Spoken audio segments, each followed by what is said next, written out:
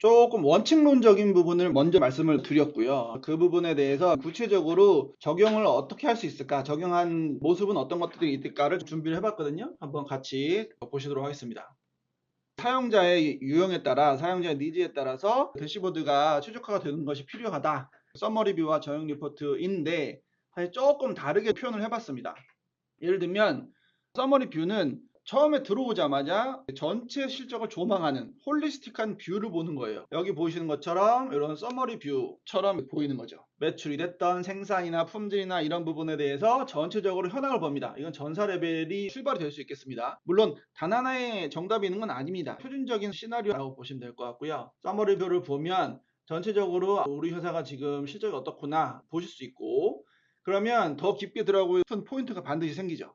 저는 매출이라고 한번 가정을 해볼게요. 매출에 대한 정형 리포트로 화면이 이동하죠. 저희가 부르는 화면으로 와서 정형 리포트를 보게 됩니다. 그러면 조직도 있고 제품도 있고 지역도 있고 굉장히 다양한 차원들이 있을 텐데 그 차원들에서 어떤 문제가 있는지 보실 수 있는 거죠. 그런 부분들이 정형 리포트의 대표적인 시나리오다 라고 보시면 될 것 같고, 이렇게 보다 보면 눈이 가시는 포인트가 있을 거예요. 특정 조직이 문제구나, 특정 인원이 문제구나, 이 제품은 왜 그렇지? 그 항목에 대해서 상세한 뷰로 내려가는 요 니즈가 있으시겠죠. 더 깊게 내려와 보니 얘는 매출은 올라갔는데 이익률이 내려오고 재고가 올라가고 있고 고객 동향이나 이런 부분은 어떻고, 이렇게 보실 수 있다면 의사결정을 할 수 있겠죠. 예를 들자면 단종을 하자, 캠페인을 내자, 이런 식의 결정이 됐을 수 있고, 만약에 필요하다면 특정 컨셉의 뷰로 다시 넘어가서 볼 수 있는 서머리 뷰와 정형 리포트, 비정형 리포트까지 넘어오는 것들 또 다른 측면에서 도식화를 해본 건데, 오늘 서머리 뷰에 대한 사례를 조금 더 많이 말씀드릴 거예요. 그래서 그런 부분들 보시면 좋을 것 같고,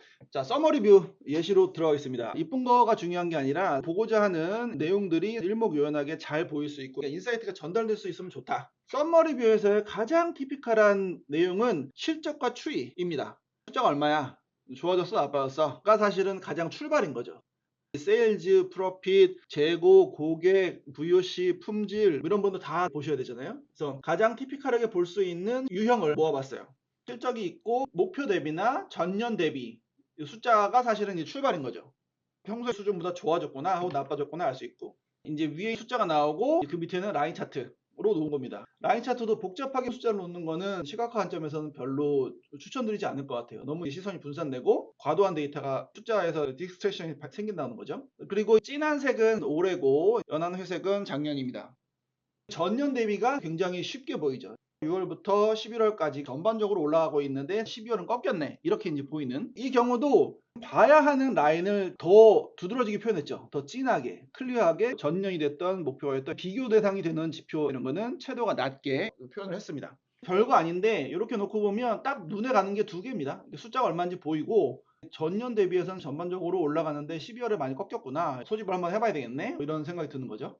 이런 비슷한 유형으로 영역 차트로 놓게 되면 지금 배경처럼 뒤에 깔려있는 비교 지표와 이 추이 태블로 조금만 하시면 이렇게 표현할 수 있는데, 이런 것들로 전체 실적을 한번, 지표 굉장히 많으실 텐데 10개가 됐던 30개가 됐던 쭉 펼쳐놓고 보시면 좋을 것 같습니다. 라인 차트뿐만 아니라 바 차트로 하면 좋은 거죠. 라인은 각도에 예민해요. 그러니까 어느 만큼 기울기가 있느냐, 바 차트는 크기에 예민합니다. 6월이 11월 대비해서는 거의 2배 정도 차이가 나는가 보이죠. 기울기나 이런 부분 맥락이 필요하면 라인을 쓰시면 좋고, 아니면 바 차트 쓰시면 좋고, 이렇게 두 개 지표를 같이 넣었을 때 이런 식의 느낌은 좋을 것 같고, 그 다음에 요 분리 차트가 태블로에서 아주 자랑하는 차트고 잘 쓰시면 정말 좋은 차트인데, 실제 저희가 프로젝트 해보면 아직까지 활용도가 많이 안 되는데 주지표, 보조지표가 있을 때 약간 헷갈립니다. 왼쪽이 주지표야? 오른쪽이 보조지표야? 이렇게 생각이 드는데, 보조지표라는 거는 보조라는 성격으로 명확하게 표현하자, 참조선으로 놓자 로 한 게 이겁니다. 색깔을 목표 대비 못했을 때 빨간색을 줄 수 있죠.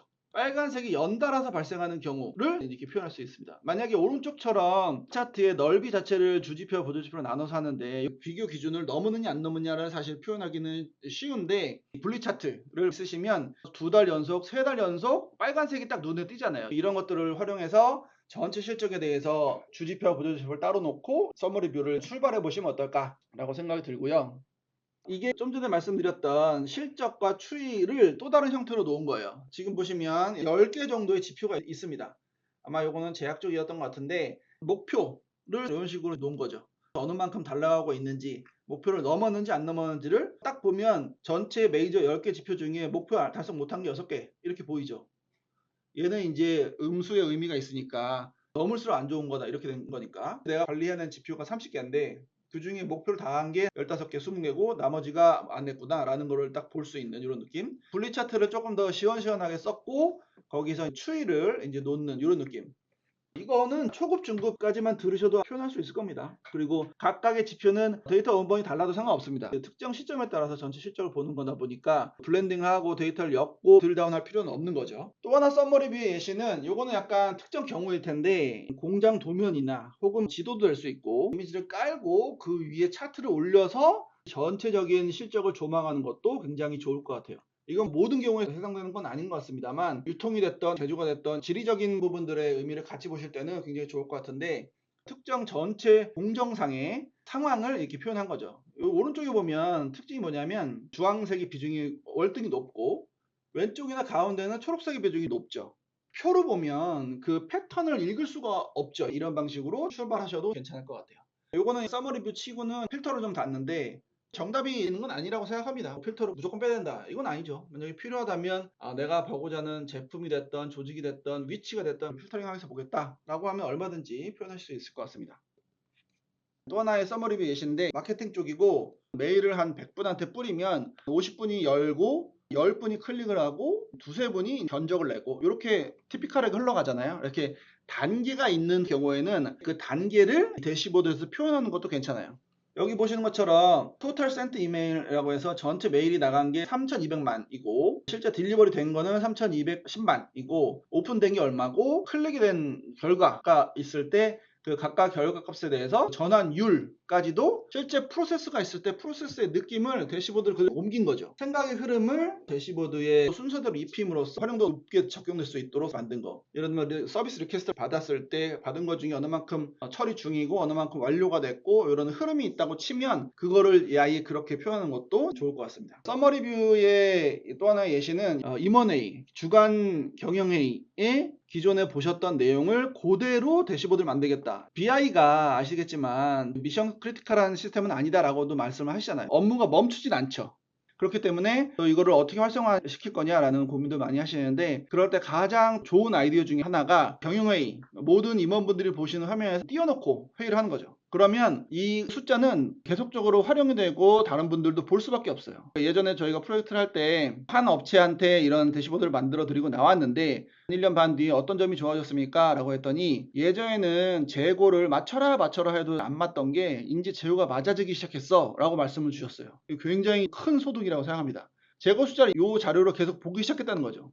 그러면 이제 이 데이터에 기반한 의사결정이 가능해지고 제조법인이었는데 일일 매출 현황이 있고 주간 매출 현황이 있고 주간 생산 실적이 있고 월 생산 실적이 있고 요거는 전 세계 사이트가 나눠져 있었고 총 7개 사이트에 대한 전체 실적을 한 번에 조망하는 회의였어요. 그래서 이렇게 만들었거든요. 법인별로 나눠져 있죠. 주간 임원회의에 어떤 내용을 보시던지 간에 정량적인 부분은 라이브 대시보드로 켜서 회의를 하시고 정성적인 부분은 파워포인트로 같이 회의를 하시면 되는 거죠.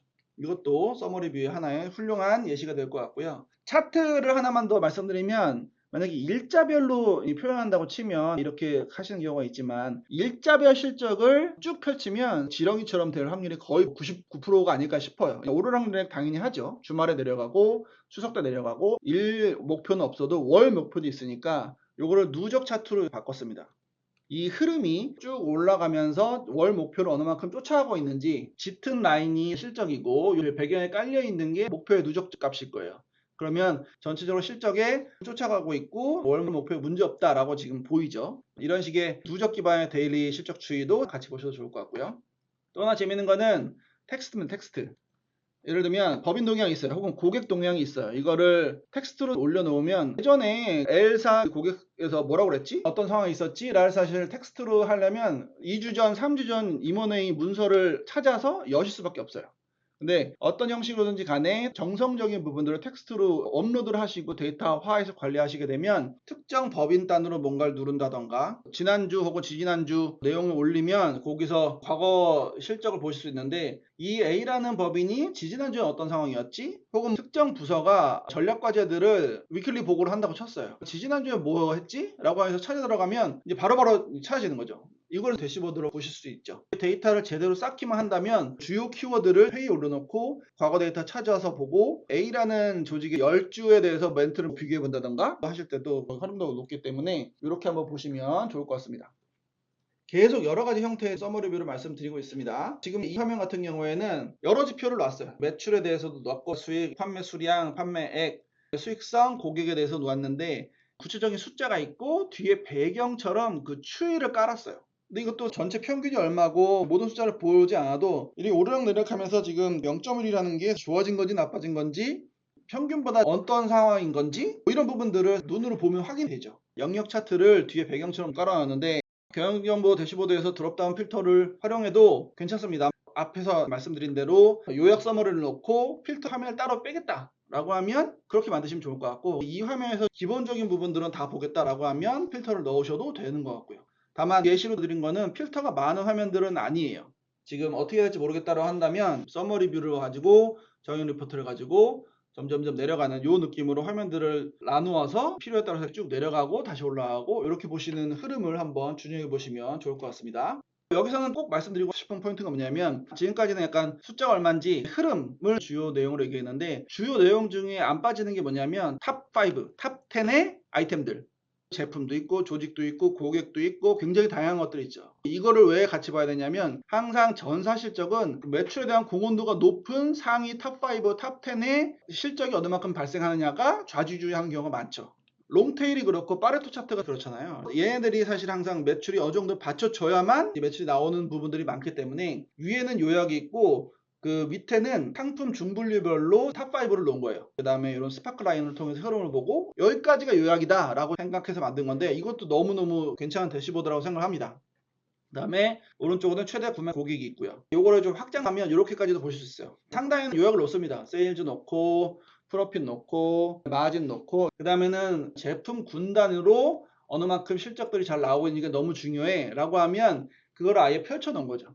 항목이 몇 개냐에 따라서 잘 작동하는 차트가 달라진다 라고 말씀드렸는데, 서브 카테고리가 한 10개 정도 있다고 가정하면 아예 그 제품 군단으로 이렇게 쭉 펼쳐 놓은 거죠. 요 위에 있는 차트랑 유사합니다. 세일즈 값 있고 프로핏 있고 그 다음에는 마진 있고 레비뉴 있고, 이것들에 대해서 이렇게 표 형식으로 표현할 때는 숫자와 스파크라인 표현해 놓으면 얼마인지 흐름이 어떻게 되는지를 볼 수 있는, 형식은 달라도 상관없어요. 좀 투박해도 상관없지만 그 내용 다 활용하시면 실적을 잘 조망하는 훌륭한 사례가 될 수 있지 않을까 라고 생각하고요. 또 하나의 예시인데, 제조할 때는 스크랩이 어느 만큼 생기냐 너무너무 중요하잖아요. 스크랩 코스트가 얼마인지 레이트가 얼마인지 숫자와 배경처럼 추이를 놨고요. 여기는 플랜트라고 써 있고요. 여기는 워크 센터라고 써 있습니다. 그 다음에는 스크랩 이유 카테고리, 자재, 여러 가지 디멘전들에 대해서 탑 3를 놓은 거예요. 아까는 제품 중분류에 대해서 전체 실적을 놨지만 제품 중분류도 중요하고 이유도 중요하고 뭐도 중요하고 한다면 이런 각각의 측면에서 탑 3를 표현한 거예요. 또 하나 이것도 재밌는 포인트인데, 이 왼쪽 동일한 대시보드입니다. 동일한 레이아웃에 코스트와 레이트를 보는 건데 여기는 탑 티어 리스트고 여기는 이머징이에요. 전체 공장이 10개가 있어요. 3, 4, 6이 탑 티어예요. 스크랩에 관련해서 전년 동월 혹은 전월 대비 과도하게 상승한 측면에서의 탑 티어를 놓은 거예요. 플랜트도 넣고 워크센터도 넣고 이유도 넣고 이런 부분들. 여기 보시는 스크랩 코스트는 워크시트 하나입니다. 이중축을 놔서 텍스트로 매저를 올려놓고 뒤에 있는 트렌드는 영역 차트로 해서 놓은 거예요. 필요하면 채도를 좀 올리고 이머징 측면에서는 변동률 자체를 하나의 별도 지표로 놓고 그거에 대한 탑 티어를 놓은 거죠. 이것도 굉장히 좋죠. 과거 대비 혹은 목표 대비 올라간 애들 같이 봐야 되니까 그걸 왼쪽 오른쪽으로 같은 내용으로 해서 구현을 한 거죠.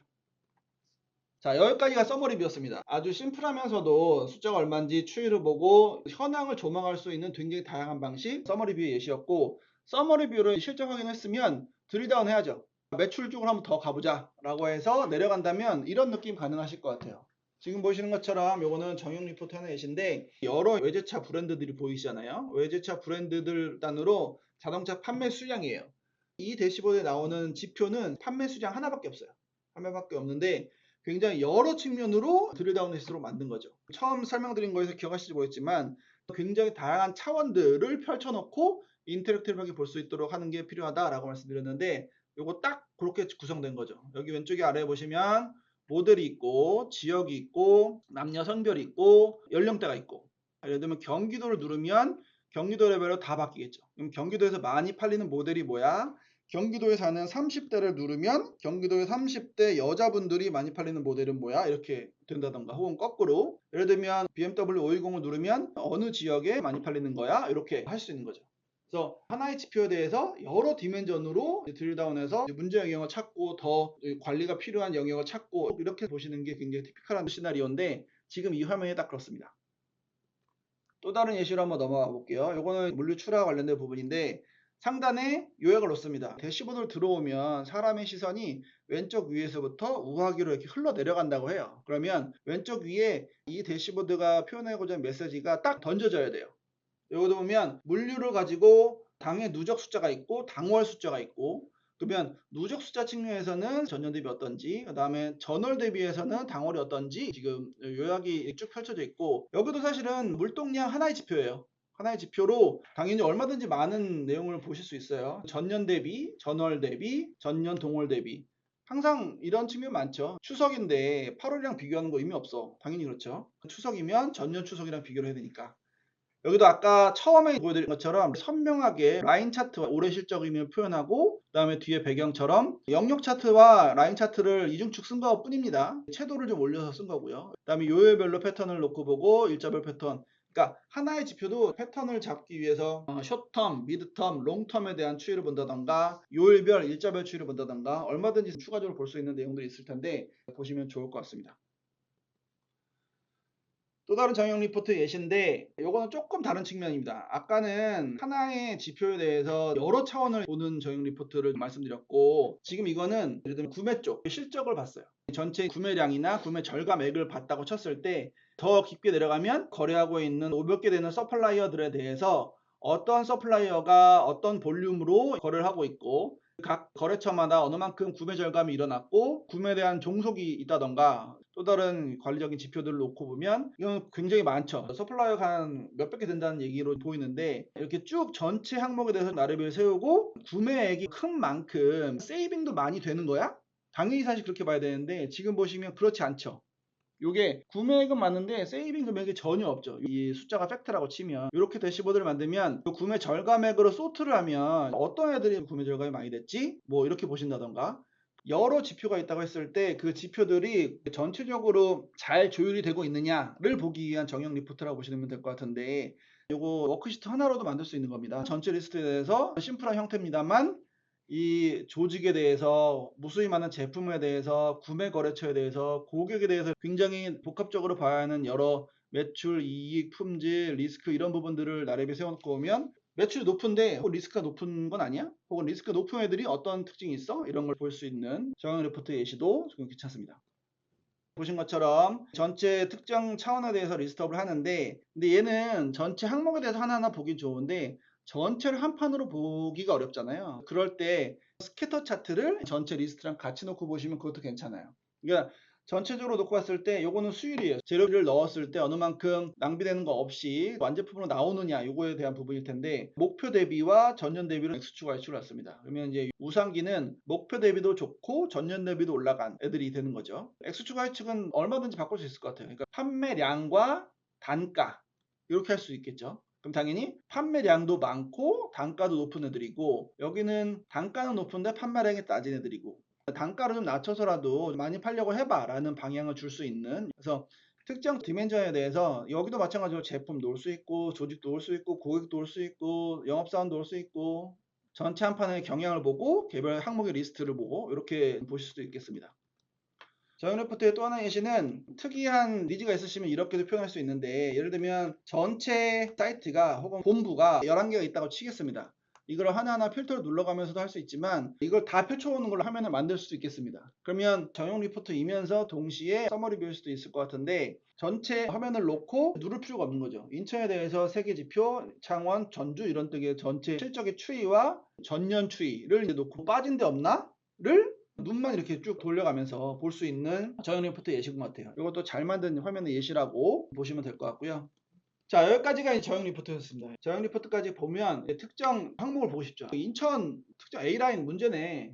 혹은 인천 가라는 제품 문제네 라고 하면 그 제품으로 들어와서 이 제품이 어떤 제품이었고 품목이 많으면 그거 다 이제 보기가 어려우니까, 그래서 이게 프라이스가 어떻게 되고 디맨드 대비 공급이 어떻게 되고 디맨드는 어떻게 되고 공급망적인 측면에서 어떻게 되고 그다음에 위치적인 측면이라던가 이 품목에 대해서 캠페인을 하자 아니면 단종하자 이런 의사결정이 필요한 복합적인 정보들을 하나로 모른 거죠. 전체 실적, 저형 리포트, 특정 항목에 대해서 의사결정할 수 있는 이런 화면을 내려와서 보는 뷰도 너무 좋을 것 같아요. 물론 이제 차트들을 다양하게 쓰고 이런 특징은 있는 것 같습니다. 그 항목별 상세뷰는 이렇게도 보실 수 있어요. 전체 리스트와 항목에 대한 뷰를 하나로 합친 거예요. 이거는 의료 쪽의 뷰인데, 예를 들면 환자 리스트가 이렇게 쭉 있습니다. 그래서 굉장히 많은 숫자들이 있죠. 이렇게 놓고 봤을 때 A가 높으면 B가 낮아야 되는데 왜 B가 이렇게 높아? A, B가 같이 높으면 안 되는데, 얘를 누르면 그 환자가 내용이 보이는 거죠. 그 환자에 대해서 상세한 내용이 나오게 되는 거고, 이쁘게 하기 위해서 라인 차트와 원 차트를 이중축으로 해서 표현한 거고, 이것도 전혀 어렵지 않죠. 트렌드까지 썼고 아이콘 쓴 것만 좀 달라지네요.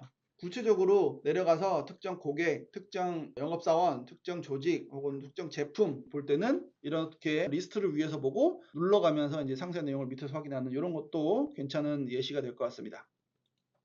또 하나의 항목별 상세뷰 예시는 요일과 시간대별로 실적이 쌓이는 설비에 대한 가동률 측면도 그렇고 마케팅적인 측면도 그렇고 전체 한 판을 보기 위해서 이런 히트맵을 놓는 것도 괜찮습니다. 일요일에 대해서는 시간대별로 이렇게 쭉 흘러가지만 전월이랑 비교하는 것보다는 전년 동월이랑 비교하는 게 좋아 이렇게 된 거잖아요. 그러면 9시라고 칠게요. 9시가 출근하는 바쁜 시간인데 요일 따라 어떻게 달라지는 거지? 추이를 좌우로도 볼 수 있지만 이렇게 위아래로도 볼 수 있는 거가 사실 요 히트맵의 예시거든요. 그 다음에 이 빨간색이 눈에 띄잖아요. 빨간색을 누르면 빨간색에 대해서 다트 차트, 요게 이제 점차책처럼 보이지만 구매 이벤트마다 점을 찍은 거예요. 그러면 특정 고객이 일주일에 한 번씩은 구매해 주는 게 제일 좋아, 그런 것들을 표현해 본 거예요. 내가 아니나 다를까 봤더니 한창 구매를 쉬었어요.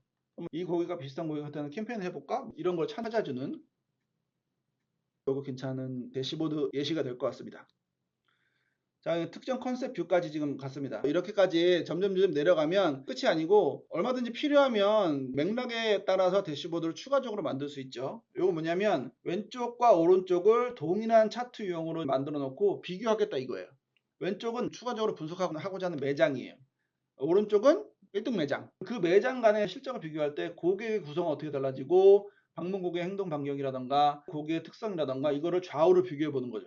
제품의 믹스가 달라진 건 아닌지, 아니면 고객의 믹스가 어떻게 다른 건지, 그러면 제품 믹스가 다르다고 하면 우리도 좀 전자제품 좀 팔아볼까? 이런 생각이 든다던가, 이렇게 필요에 따라서는 좌우로 비교하기 위해서는 아예 대칭으로 만들 수도 있고요. 또 하나는 마진율, 재고율, 회전율, 무슨 율이라고 하면 아웃라이어가 숨습니다. 그러니까 할인율이 평균 20%예요. 근데 알고 보면 0에서 80까지 있는 거예요. 그러니까 그냥 퉁쳐갖고 전체 제품 카테고리 단위로 할인율을 보면 그냥 20%면 아 괜찮네 이러고 넘어가죠. 사실은 아닌 거예요. 이제 스캐터플라 차트인데 할인율에 대한 부분인데 이제 티어가 있어요. 금액이 크면 당연히 할인율이 좀 높게 적용돼도 괜찮아. 근데 이제 금액이 작으면 당연히 할인율이 적게 돼야지. 그런 부분들을 개별 점으로 표현을 하고, 그래서 예외적으로 아웃라이어가 있는 게 없는지 이런 부분들을 보고 하위에 요약되는 내용들, 그 다음에 개별 점들을 위아래로 같이 놓고 보는 거죠. 이것도 대시보드가 하나입니다.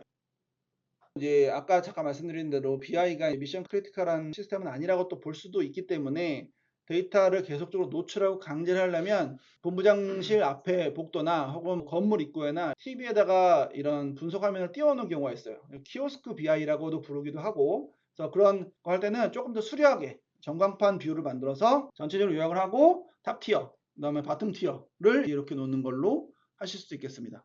좀 정리를 하려고 하는데, 저희가 지금 시각화 관점에서의 어떻게 사례들이 있을지, 어떻게 플로우가 내려오면서 대시보드가 구성되면 좋을지를 말씀드렸고요. 또 하나 설명드리고 하는 게, 저희가 세션 제목을 경영정보 대시보드의 미래라고 잡았는데 아시다시피 AI가 정말 많은 부분들을 좌지우지하고 있죠. 그런 부분에서 경영정보 대시보드로 어떤 시사점이 있는지를 같이 좀 대시보드로 보려고 합니다. 태블로는 분석의 웨이브를 이런 식으로 보고 있다고 합니다. 처음에는 분석이 필요한 누군가가 코딩을 해서 누군가 도와줘야 돼.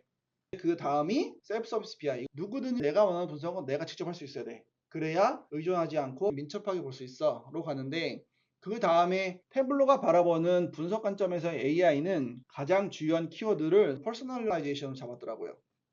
그러니까 제가 해석하기에는 사용자가 누구냐에 따라서 하나의 모습으로 적용되는 AI가 아니라 그 사용자 니즈에 따라서 AI가 특화된 컨텐츠를 자유롭게 제한할 수 있어야 돼 라고 생각하고 있는 것 같아요. 충분히 공감이 됩니다. 이 내용을 구체적으로 한번 볼게요. 태블로가 대시보드나 시각화적인 측면에서는 많이 이제 완성도가 올라간 상황이니까 그것들을 쓰시는 상황이고, AI는 이제 계속 진화하고 있는 상황이니까, 그러면서 펄스나 아인슈타인이나 이런 쪽으로 계속 기술적으로 고도화되고 있고, 그 내용들을 구체적으로 보자면 태블로가 생각하는 AI는 크게 두 가지로 말씀을 드릴 수 있을 것 같아요. 첫 번째는 비즈니스 사용자를 위해서는 보다 쉽게, 보다 직관적으로, 그 다음에 자동으로 인사이트를 전달할 수 있는 게 필요해 라고 해서 태블로 펄스를 주장을 하고 있고요. 그게 아니라 전문 분석가야. 이 사람은 단순 전체 현황에 대한 확인과 분석뿐만 아니라 굉장히 다양한 측면으로 계속 들여다보고 더 파고 들어가는 게 필요하기 때문에, 그런 분들을 위해서는 아인슈타인 코파일럿이 필요해 라고 해서 아예 사용자금 두 개를 나누고 제품도 두 개를 나눠서 말씀을 드리고 있어요. 요거 구체적으로 더 말씀드리면, 코파일럿은 챗GPT 말씀드린 것처럼 라지 랭귀지 모델 기반으로 해서 이제 지리어를 던지고 A 확인해줘. 그럼 오케이. 그러면 더 내려가면 어떻게 돼? 이렇게 계속 내려가는 쪽으로 하는 게 티피컬한 사용 환경일 것 같은데, 코파일럿이 태블로 클라우드에 개발이 되고 있다고 하고, 지금 구체적으로 릴리즈 되는 거는 시간이 남았습니다. 지금 오른쪽에 보시는 이미지처럼 작동합니다. 코파일럿이 이제 들어와서 확산되는 걸로 알고 계시면 될 것 같고요. 그리고 태블 펄스는 데이터셋에 대해서 특정 지표를 찍으면 그 지표에 대한 해석을 자동으로 해줘요. 그래서 여기서 보시면 디바이스 세일즈가 어떻게 되는지, 지금 어느 만큼 팔렸는지 숫자와 흐름을 요약을 하고, 그리고 이걸 누르면 디바이스 세일즈에서 보다 구체적으로 숫자가 얼마인데 전년 동기간 대비해서는 어느 만큼 올라가고 있고, 예측이나 추이적인 측면에서는 올해 말 시점까지는 어떻게 될 것 같아? 이렇게 요약을 하고, 여기 보시면 How has the trend changed? 이런 식의 대표적인 지리어를 먼저 찝어줘요. 지리어를 내가 칠 필요 없이 그냥 마우스 클릭을 하면 밑에 차트가 생겨요. 이것도 태블로 펄스에 대한 시연이나 이런 건 굉장히 많거든요. 데이터를 해석할 필요 없이 이런 부분들을 계속 눌러가면서 대표적인 내용들로 드릴다운하고 인사이트를 찾고 이렇게 작동합니다.